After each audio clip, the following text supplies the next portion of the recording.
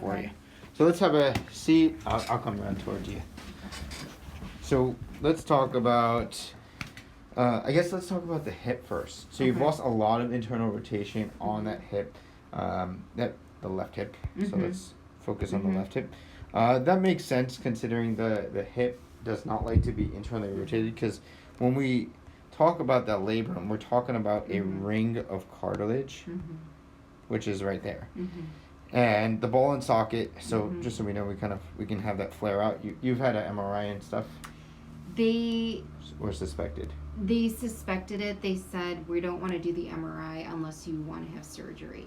And I said, give me physical therapy, and I want to see if I can be pain-free and run without doing that route. And it seems like you've been pretty successful with it. And, well, I mean, there's just some there's kinks. always some pain. There's some kinks. But it's manageable, and I can still run, and I'm happy. And but now I'm wondering if maybe I need a better foundation. I don't think. Well, we'll talk about which exercises are probably best with you. But when we're talking about that ring of cartilage, it just adds depth to help the ball and socket stay more stable, right? And when we have a little tear of that, we can have essentially that golf ball start to roll around a little bit more. And usually it's the anterior or superior aspect to it. And if I speak a little bit to like what the heck is he talking about, you just let me know. Like what can happen is that this ball and socket can ride a little too high and knock into that, and that cause some issues. So internal rotation going this direction, it does not really like it feels pinchy, and that could be the capsule, that could be the labrum, that could be what we call femoral acetabular impingement syndrome, which can then lead to that issue. Typically with those reasons, we typically see a imbalance between the quadricep, hamstring, and glute tie-in. Okay. What the heck does that mean? Yeah. It means if we have a bicep, and we only work biceps, well, the tricep is weak. Yeah. So that means you don't have a good, proper functioning arm. That means if we can get the bicep or the anterior aspect, or the quad and the psoas and all the front balanced with the back and vice versa, we can have this nice rhythmic firing. We can literally create a lot more stability in this entire front as well as back. You don't have a lot of that strength in the back, because remember we just did that hip extension test. What I'm looking for first. So let's just say this has to lift up. The right side, we're looking for that to elevate first. Then we're looking for some hamstring as well, and we're also looking for ipsilateral or same side QL and lower back to fire to help extend that. What I found on the opposite side was glute fires first, but not nearly as well as this side, and then guess what starts to fire? In that order. So what you actually start seeing, and I'm going to exaggerate, and I'm not perfect as well, because we just did a training and my hips are all off because of my issues too, is this.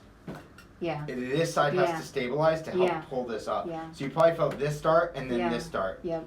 And so I believe personally, if you ask me, does that contribute to lower back pain? Absolutely. Does that contribute to your case? Maybe a little bit. I don't think I would aggressively adjust your back. Why? Not until we have like full-blown imaging. Not because I'm nervous. I to be honest, I think we could do it. I just think you're going to find better value in more results with like maybe mobilizations of the spine, mobilizations of the hip. If you end up popping and clicking, great, that's a bonus. Like that's like, but we're not going to go in there and go and try to expect a miracle, because the prone instability test, which is where I did that, and then we're trying to literally shove that segment a little bit, like one of these segments downward, and if you can engage those butt muscles and the core muscles and have some stability of the chair, the pain should go away. Yours actually came back a little bit. So that tells me that there's probably like a little bit more instability in localized. Does that mean I can adjust somewhere else? Absolutely. Does that mean I think it's worth it? No. I personally I don't. If you said today like, what do you want to do right now? Like, do only one thing. I'd probably just do some muscle work and some rehab exercises. That's two. But but I think that we can get some mobility and more like joint pumping of that femur. You've definitely lost some range of motion in there. I expect it. I think we need to really balance the butt muscles a little bit better. I do think we need to balance some of the hip flexor a little bit. You definitely tighten the quad. I think the quad is over, and the rectus femoris and the iliopsoas and all the anterior muscles up through here to here are really overworking. They do have a direct tie-in into the capsule. So I really think that's really your biggest bang for your buck is creating a stability program. And then we should also eliminate some of the junk that's not been working for you. So we'll talk about more exercises, like what have you been doing, what have you haven't you been doing? Because if I give you the best muscle work in the world, the best adjustment that quote cures this stuff, which we all know that's a funny word, like if you're doing the bad exercises, it's just gonna make it worse. So we'll talk about that too. Did I cover everything? I think so. Neurologically, you're sound. I tested the sciatic, the nerve. I tested your obturator nerve, your peroneal nerve, your tibial nerve, your sural nerve. Everything's good to go. So pretty much all the nerves down into the leg, you're good to go. There's nothing neurologic. So I guess congratulations. Yeah, I'll take that. So I do. If you ask me, like there's only really 3 subjects or 3 structures that can give low back pain. One could be the disc itself, which I don't even really have to have that conversation because that's about 50% of all low back pain. So that covers up like everything. And there's the facet joints, which we kind of I think are taking that issue. For you to have a spondylo, I forgot to talk about this. For you to have a slippage of the facet or the joints to go forward, I'm going to show you in this model. You by definition have to have breaking or wearing down of the posterior elements because like if you hold this, like look, it doesn't go any further because it bunts into each other. You would literally need to have the pedicle start to crack a little bit, and then imagine if we took this part off, these bumpers, it could start to slide. And that's when you'll start getting wearing and tearing. And that's why, like, and guess what chiropractors do for a living? Crack 'em. We adjust these. Yeah. Why would I adjust something that's already moving too much? So if we wanted to go up a little higher, a little bit lower, and go a little lighter, I'm okay with that. I'm not okay with just what I call a master blaster.